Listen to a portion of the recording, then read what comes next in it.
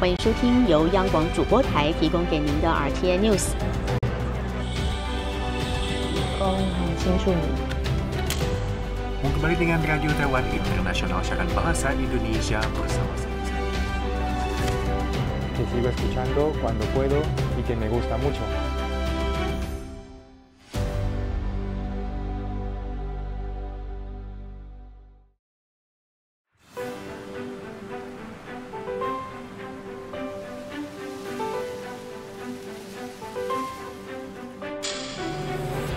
欢迎收听由央广主播台提供给您的 RTI News。很清楚你。 Kembali dengan Radio Taiwan Internasional, siaran bahasa Indonesia bersama saya. Que sigo escuchando cuando puedo y que me gusta mucho. .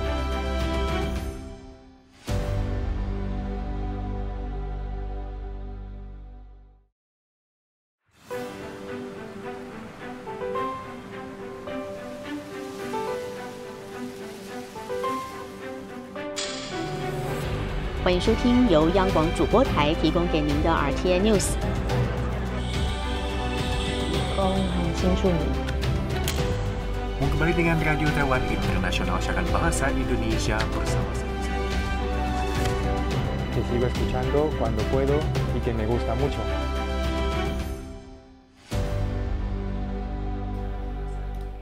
Oke, selamat siang teman-teman semua. Selamat siang.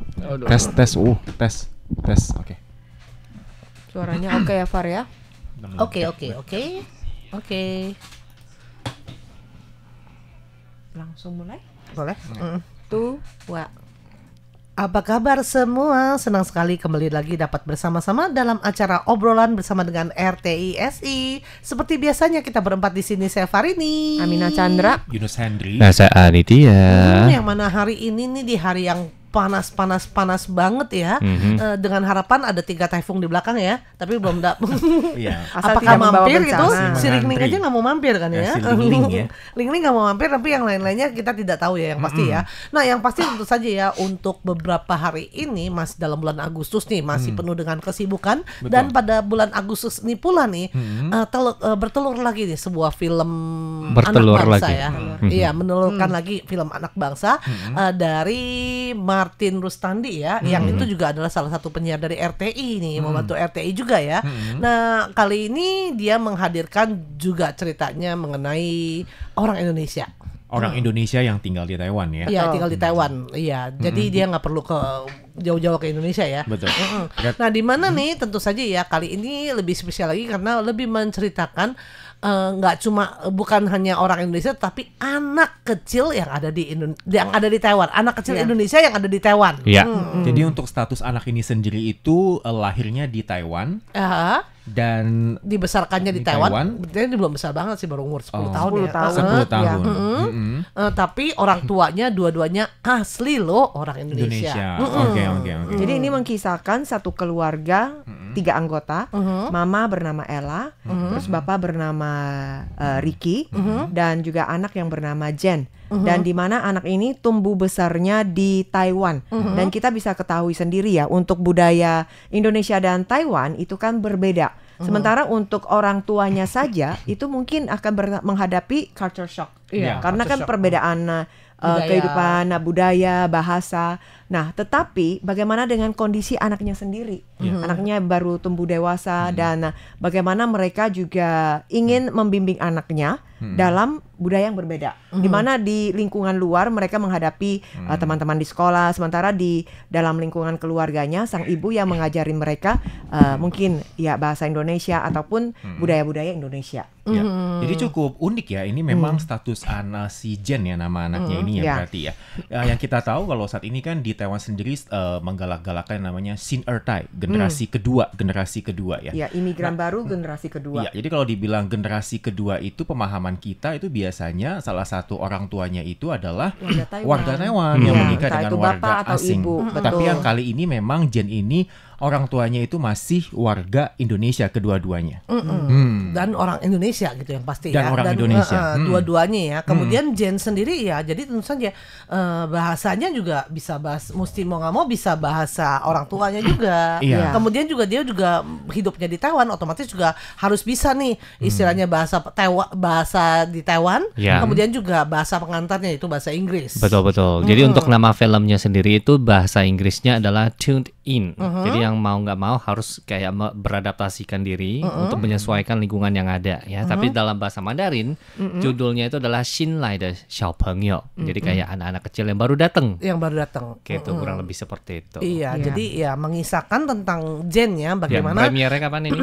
Sudah premier ya kok gitu ya. Sekarang lagi mengikuti festival nih. Iya. Jadi semoga saja kita memiliki kesempatan untuk mengikuti ya film ini ya, karena ini ada hubungannya dengan RTI. Syutingnya pertama-tama itu bukan syuting pertama-tama, maksudnya mengawal kisahnya tuh dari diwawancara di RTI, kemudian baru dihubungkan dengan kehidupan dari si Jen ini. Artinya ini film dokumentasi berarti ya? Lebih ke dokumenter, ya? Karena ya benar-benar mengisahkan si Jennya sendiri dengan ibunya Ella ya lebih banyak ya, dengan juga ayahnya. Tapi tentu saya peran utamanya adalah Jen, makanya namanya juga mungkin nama asli ya semuanya dipakainya. Iya, betul. Dan di mana untuk ibunya sendiri ya bekerja di salah satu organisasi NGO yang sangat membantu para pekerja migran asing dan juga para imigran baru, tidak hanya cuma Indonesia bahkan juga Filipina ya, di mana ibunya cukup berkontribusi untuk kondisi sosial yang ada di Taiwan. Nah, film ini sebenarnya sudah sempat istilahnya dipublikasikan juga ya pada dalam acara Festival Film Taoyuan pada tanggal 23 kemarin hari Sabtu, dan juga masih akan ada lagi nih untuk tanggal 31 hari Minggu ya. Itu juga dalam Festival Film di Taoyuan. Sementara untuk Taipei sendiri nih juga akan ada nih, yaitu pada tanggal 14 September nanti, tepatnya di Huashan Park ya. Iya, di Huashan Creative Park di dekat Taipei Dong. Lah ya. Jadi udah gitu di mana sutradara sendiri akan hadir di sini, Martin Rustandi. Kemudian tanggal 19 juga di Huashan, tapi ini Huashan Guangdian ya. Guangdian, Iya, Huashan ini Huashan Guangdian, kalau mau ke sana naik MRT aja warna biru Taipei sampai Zhongxiao Spotlight. Xinsen.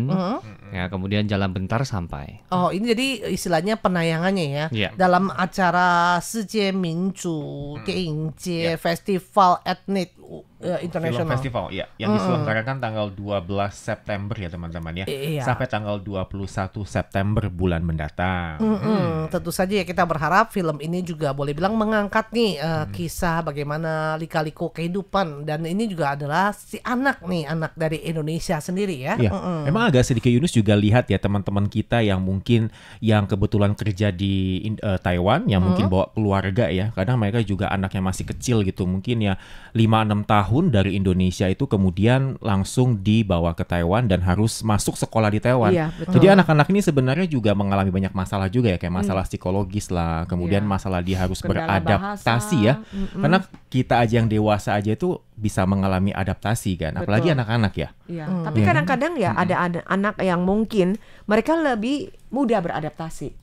Ya mungkin karena bagi anak-anak yang lebih lincah, contohnya saja bahasa ya. Anak-anak yang datang mungkin karena bahasa Mandarin itu bisa dikatakan sebagai bahasa yang paling sulit untuk dipelajari. Iya. Tapi kalau bagi anak-anak selama mereka masih dalam usia SD kanak-kanak, justru itu lebih mudah. Iya. Mereka menyerapnya itu lebih gampang. Dan juga sekolah di Taiwan juga itu menyediakan guru ya yang bisa langsung private ke anak-anak yang baru datang dari luar negeri ya untuk memperdalam bahasa Mandarin. Oh, wow. Jadi mereka tuh akan lebih cepat mencerna bahasa dan langsung bisa seperti native. Ya, kemarin dalam acara premiernya itu juga Zen juga muncul ya bersama dengan sutradara dan ibunya nih di sini ya, Ella. Yang mana ya semoga saja ya, karena ini kan baru nih. Film ini masih akan berlanjut. Jadi tentu saya diharapkan dapat dukungan dari teman-teman Indonesia dan juga teman-teman Taiwan ya yang ingin mengetahui sebenarnya bagaimana sih kehidupan dan bagaimana Kisah sih perasaan mereka ya. Perasaan mereka yang boleh dibilang generasi kedua, tapi kalau ini generasi keduanya dari orang Indonesia yang ada tinggal di Taiwan. Jadi istilahnya lahir di negara ya lahir di negara jadi tersebut. Sebenarnya Pak Ilmu serasa kayak lahir di negara tetapi serasa di tanah perantauan. Enggak, ini orang Indonesia made in Taiwan. Made in Orang Indonesia made in Taiwan. Lahirnya di Taiwan. lahirnya di Taiwan ya, Pak? Lahirnya di Taiwan, tapi masih megang warga negara Indonesia berarti ya. Nah, kalau ngomong-ngomong soal anak, beberapa waktu ini juga sempet nih kejadian di mana ya sebenarnya ada satu keluarga yang ya ada sedikit kaitannya dengan politik sih yang soal yang di Hong Kong. Akhirnya mereka berpindah nih, satu keluarga berpindah ke Taiwan. Gimana Berpindah nih? ke Taiwan yang mana ibu dengan 4 putrinya, di mana putrinya yang paling besar sudah umur 16 sampai 17. Nah, tinggal di Taiwan sampai overstay. Nah, overstay tentu saja berarti tidak boleh kan. Tetap aja harus harus meninggalkan Taiwan, tapi pada saat itu ibunya sudah mempertimbangkan. Jadi dia sudah minta asylum ya, jadi boleh bilang minta hak suaka ya. Hak suaka di Amerika Serikat. Nah, tapi baru awal tahun ini dia udah pergi berangkat nih, boyong semua satu keluarganya ke Amerika Serikat. Ternyata baru kemarin ini tepatnya tanggal 19 waktu Amerika Serikat, sang ibu yang katanya padahal juga boleh bilang baru belajar awal-awal belajar mengemudi mobil, udah dapat SIM sih. Betul. Terjadi ketabrakan yang mencabut nyawanya. Akhirnya nih 4 putrinya ini semuanya putri ya, dari umur 17 hingga umur 7 tahun. Ada yang umur 15, kemudian ada umur 11 dan umur 7 tahun. Nah, mereka ya jadi ya istilahnya statusnya gantung dong. Lantang-lantung dong. Nah, kemudian mereka juga sebenarnya langsung bilang, aduh jadi pengen balik lagi ke Taiwan.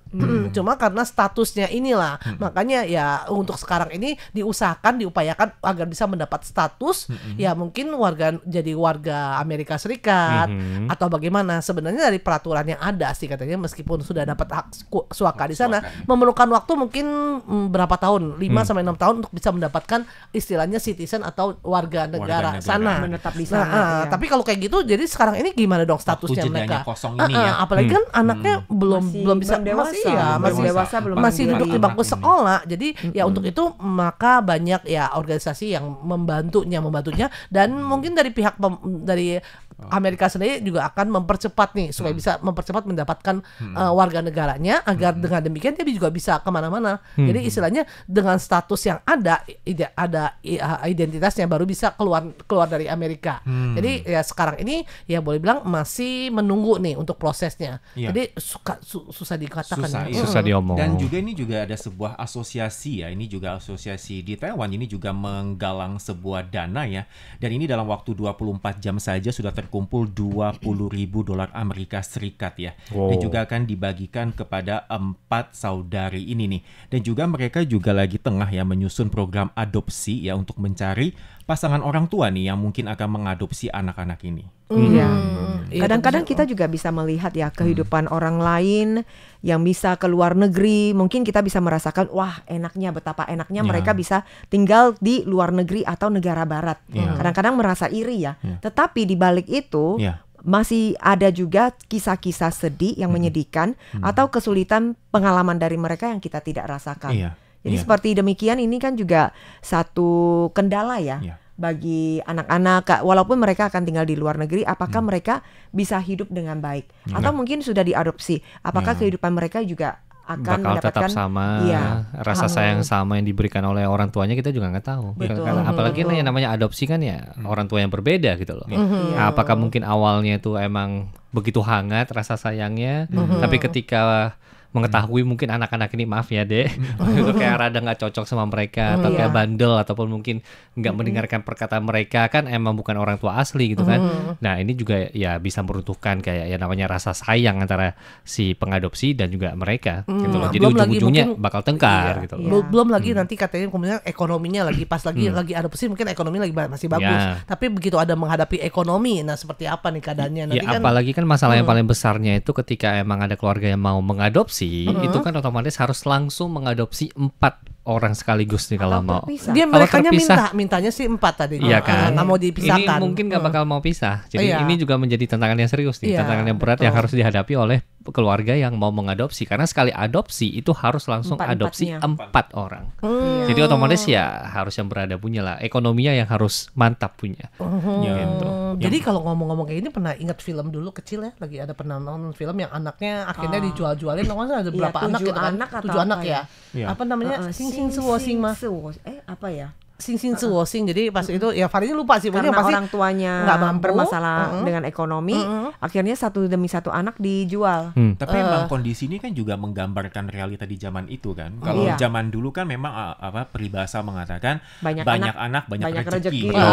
Dan itu anak tuh 5, 6, 7 itu udah hal yang umum kan kalau zaman dulu kan. Tapi kayaknya bukan masalah itu deh. Kayaknya dulu kan belum ada internet deh.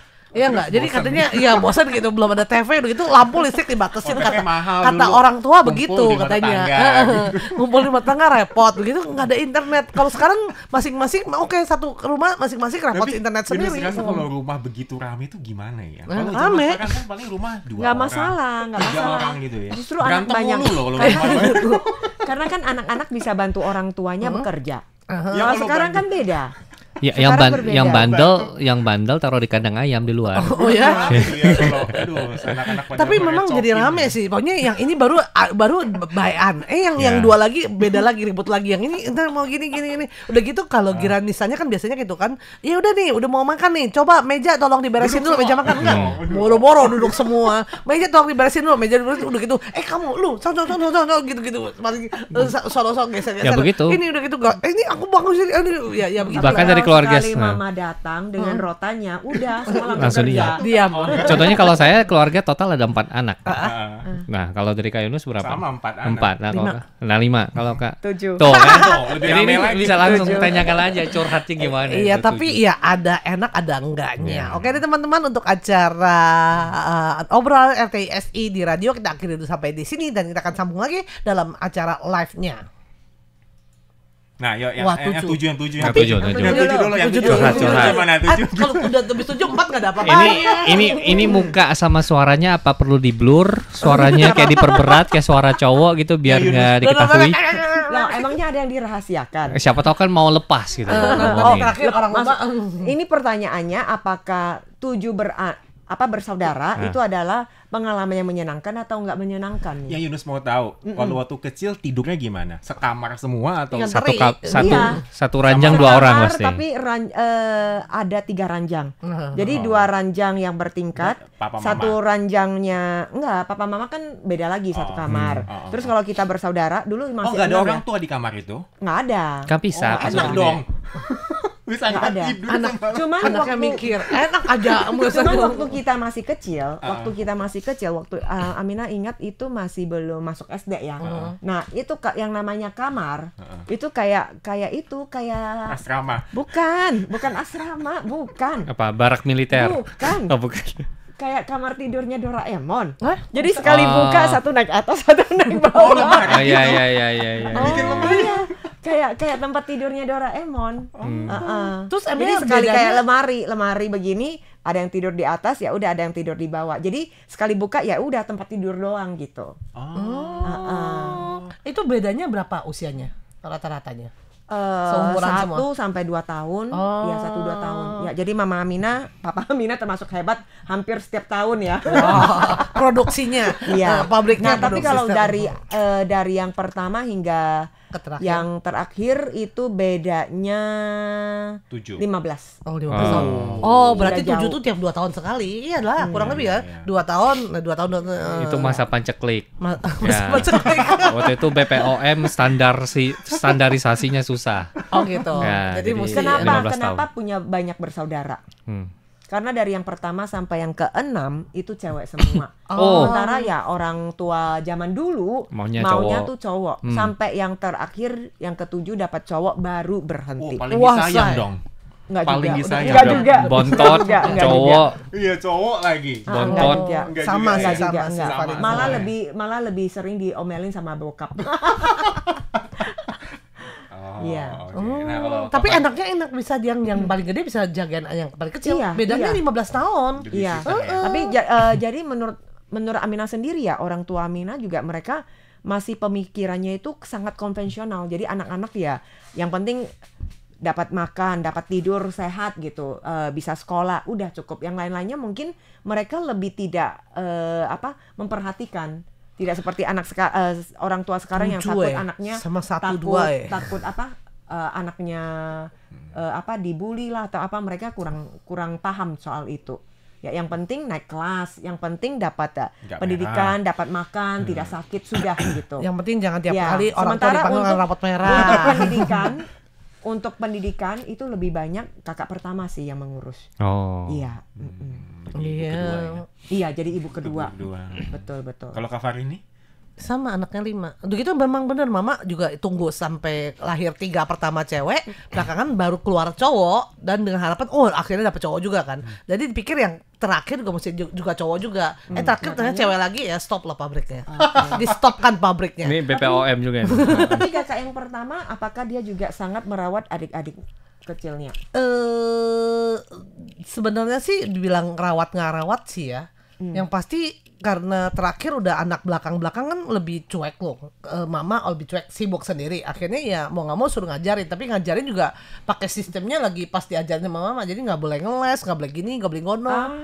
Gitu. Jadi ya seperti itulah. Yang Yunus penasaran tuh kalau di rumah tuh kalau berkubu-kubu nggak sih? Kan rame tuh 5 orang kan? Enggak, bukan berkubu-kubu. Iya, bukan berkubu sih, karena mungkin jedanya beda. Kalau main nah, itu jedanya beda pasti. Ada. Umurnya itu pasti beda.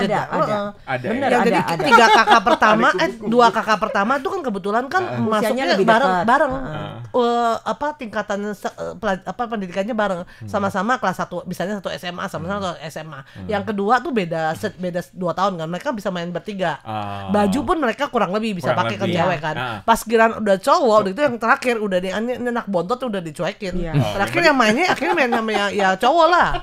Ya gitulah. Terakhir kak pertama Amina itu saking dia mendidik dan menjaga adik-adiknya, bahkan kita ke sekolah masukin baju diajarin keluarinya mesti gimana. Rambut kita juga diiketin, terus harus ngerapiin tas presidennya harus bagaimana, itu juga diajarin. Itu juga diajarin. Itu benar-benar sangat luar biasa. Padahal usianya kan sama Amina bedanya cuma 3 tahun. Sama kakak yang kedua itu cuma beda 1 tahun. Tapi dia bisa bantu iketin rambut, bantu apa, benar-benar jadi ibu kedua. Jadi sekarang anaknya sendiri terhadap anaknya sendiri gimana tuh? Anaknya sendiri ya sama sih, tapi anaknya juga lumayan mandiri sih ya. Anaknya mandiri sih. Nah, ini 2 cowok ini gimana nih? Turunan dari ibunya berarti mandiri. Mandi sendiri. Nah, kalau yang cowok-cowok biasanya gimana? Jambak-jambakan udah langsung. Oh iya, dulu sikut-sikutan. Beda loh. Karena kan beda setahun sama kakak. Kamu beda anak setahun nomor berapa? doang gitu. Kamu anak nomor berapa? 2. Di bawah masih ada 2 adik lagi. Itu terus yang satu kubu nomor berapa? Satu kubu. Aku sama yang keempat paling bontot. Berarti 2 dan 4. Emang gitu. 1 dan 3 biasanya gitu. Genap ganjil. Oh ya? Kita juga. Kita juga. Kubu kiri, kubu kanan. Blok barat, blok timur. Kita kubu genap dan ganjil. Nggak ada non-blok ya? Nggak ada non-blok. Begitu sama. Gila. Udah gitu Kubu-kubu itu berantem terus tuh berempat. Iya. Yunus itu masih ingat waktu dapat kamar sendiri itu baru di kelas SMP, baru punya kamar sendiri. Setelah ributnya udah sampai berantemnya habis-habisan. Kalau Takut masih kecil terjadi bandara. Cuman 4. Kalau kita bertujuh gimana kamar sendiri? Rumah harus istana. Dulu kan pengen kan, kayaknya iya, kamar sendiri gitu, nggak mau gabung dulu kan. Waktu kecil sama orang tua tidur satu kamar sama. Kemudian SD baru mulai pisah. Kemudian baru SMP dapat kamar sendiri. Seneng banget itu. Pencapaian luar biasa. Kamarnya besar. Ya boleh lah. Yang penting yang bisa tidur lah. Bisa main game di kamar. Pokoknya sendiri kamarnya. Udah gitu jadi udah sejak itu nggak pernah keluar dari kamar. Iya kan? Pokoknya begitu pulang sekolah, hilang orangnya. Adiknya boleh masuk. Dulu kan nggak sering boleh. berantem kan. Misalkan mau komputer nih, mau game gitu kan. Wah, ganti-gantian mainnya pada nggak puas semua. Ya iyalah. Pada nggak puas semua. Nanti kalau yang main lempar apa. Perang dunia ya kalau di musik. Sama. Yang cowok dulu pas main zaman-zaman Nintendo, PlayStation begitu. Nah, jadi kalau hari Sabtu sama Minggu misalkan ya, oke, dari jam berapa sampai jam berapa? Misalkan dari jam 9 sampai jam 12 nih, oke. Terus istirahat 1 jam, kasihan mesinnya kan. Mulai dari jam 1 sampai jam 4 gua gitu loh. Kayak gitu gantian. Kalian bagi jamnya bagi jam Masalah Nintendo. 3. Enggak, soalnya orang kalau mah. kita bukan 7 bagi gimana jam, baginya? bukan bagi jam main game, jaga toko, jaga warung. Kita juga ada, jaga kita juga ada. warung. Kita juga ada jaga toko. Iya. Kita juga sama, kita juga Iya, sama. harus jaga warung. Ini nggak lagian 7 gimana cari Nintendo-nya boro-boro bisa Nggak ada istirahat 1 Nintendo, jam, nggak iya. boleh. Beda Nintendo zamannya. nggak Beda ada. zaman. Beda zaman, Terus beda zaman. Kade juga sering berantem juga. Ya. Oh ya? Iya. Karena mungkin beda setahun itu kali. Karena Kayaknya beda-beda. bukan soal setahun nggak setahun kali ya. Kalau Iya. memang cowok lagi mungkin lebih niatnya Iya. ya begitu gibeng-gibengan kan katanya kan. Iya, Iya. udah gitu misalkan yang sering berantem gitu ya kan, Inus sama Abang Yunus itu sekolahnya berbeda. Dibedain. Karena sering berantem, makanya sekolah pun dibedain. Kalau nggak berantem juga di Jangan sekolah. salah kalau nggak kalau di sekolahan mungkin jadi akrab Dibedain kali. sekolahnya. Tapi dibedain sekolahnya. Oke. Terus jadi pas di sekolahan juga pulang Ke masih sekolah gimana? Kan naik bus sekolah dulu. Naik bus ya? Oh, ada bus. Ada bus Oh, sekolah. Jadi bus yang sekolah yang antar abang, jemput. yang abang, yang Biar- Yunus, yang Yunus. Biar gitu. berantemnya tuh berantem dinilai kurikulum. Itu sekolah A, sekolah B. Iya, jadi kayak nggak berantem. Karena dulu sering berantem. ya, tapi susah Iya, juga tapi ya. kan beda setahun doang. Beda setahun. Jadi mestinya tuh beda jauh begitu itu. Dia beda jauh, lebih ada ini deh, rasa Iya kasih sih. sayang. Iya sih. Lebih ada rasa pengen ngelindungin dia gitu loh. Oh, jadi kayak Kak Yunus mungkin sama adiknya Enggak. lebih bisa. Iya. Enggak, soalnya yang kedua karena beda terlalu dekat, dia merasa saya tidak mau diperintah. Iya. Sedangkan yang Sementara paling yang gede pertama merasa dia mau saya itu ngatur. atasan, Saya saya mau paling gede ngatur, saya nih. mau ngajarin kamu. Nah, gitu. ini pandangan seorang ibu nih. Benar. Intuisinya tuh. Tapi abangnya Yunus ngomong Enggak, apa? soalnya, iya. Dibilangnya gini, iya mama kan lebih sayang anak kedua gini. Padahal kalau Yunus nggak kayak begitu. Iya. Mama padahal lebih sayang anak pertama. Itu sih Nah, padahal jadi mulai berantem. Iya. gitu doang berantem gitu ya. Jadi katanya kalau mau beli satu hadiah tuh ya harus semuanya dapat, katanya begitu ya. Tapi Padahal kadang-kadang Kalau kelihatan. empat-empatnya semuanya Kalau harus beli sama. empat yang Harus warnanya sama. beda, Katanya harus sama. langsung rebutan warna. Katanya harus sama katanya. Tapi, harus sama. Tapi ekonomi keluarga mana mungkin? Enggak, misalkan belinya beli sampai balon, empat. beli balon misalkan ya, balonnya merah, ya merah semua warnanya. Oh, enggak, kalau dulu Ketukar beli pecah apapun, ini kan merah sama. kalau dulu beli apapun harus kongsi, harus kongsi. Iya. Beli Ini yang satu sering kue pun berantem harus ini. kongsi. Nah, ini yang sering bikin berantem. Ya, Dulu begitu kehidupan memang dulu. yang Harus kakak sering Farini berantem. cuma tiga-tiganya bajunya ya maksudnya kan 3 nih, kecuali kalau memang pas ada acara baru beli 3. Kalau nggak mereka sengaja beli bajunya ya beda-beda. Jadi nanti pas giliran apa bisa tukeran pakai. Jadi kesannya bajunya banyak. Oh, udah gitu. Aman gitu, enggak ada. Aman. Oh, Ini oh, ini kompak. Kalau Ini kita enggak beli yang sama, warnanya beda, Cowok sama rebutan cewek warna. beda. Rebutan warna. Rebutan warna. Ya satu Jadi kok. sebenarnya nih punya anak banyak atau anak sedikit sih lebih enak. Kalau sekarang Heeh. nggak usah punya anak lebih sejahtera. Oh ya. setuju, Iya. Curang Ketok itu. palu. Benar, itu Terus benar. kan ada nih survei terbaru dari Iya? Taiwan. Ditanya nih, kamu mau punya anak atau nggak mau punya anak? Kebanyakan bilang nggak mau punya anak, lebih Iya, sejahtera. betul. Diskusi selesai. Nah, titik. Bukan memang gitu Masalah sih ya. sendiri aja susah. Nah, kalau itu dia. ngurus anak. Betul. Banyak orang ngomongnya Tapi begitu. kan gimana dengan banyak anak banyak rezeki? Udah gitu kan ada orang Itu bilang zaman dulu. Zaman dulu. Bedanya kalau udah sekarang beda. katanya kadang-kadang kalau seandainya kita jangan terlalu pikir terlalu panjang. Nanti pas punya anak juga ada rezekinya sendiri kok, pasti ada aja. Karena kan orang zaman dulu tuh kan kayaknya anak tuh kayak investasi nggak sih? Anak itu buat kerja. Kayak Anak itu buat investasi kerja. juga. Kayak semacam investasi nggak sih? Intinya Anak tuh itu pikirnya buat kalau kerja. punya anak, ketika gua udah tua nih sebagai orang tua, Nah, mereka nah, ada nah. anak-anak Ada kita yang nih nopang, yang misalnya. nopang kita gitu loh.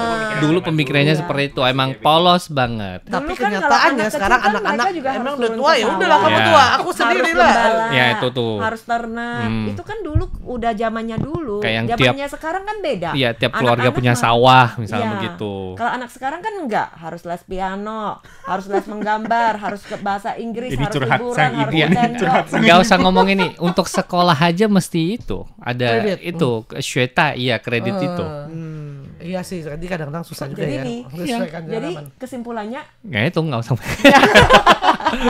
Bu, udah gak bisa nyesel, Bu. Ya, anak udah 2, Bu. Oh iya. Anaknya Anak udah 2 nggak bisa diapa-apain. Ya kan kasih tahu anak. Kasih Iya, kasih tahu anak. Jadi kok gitu nanti gimana dong angka kelahiran di Taiwan? Iya, makin itu. minus. Ya, itu dia.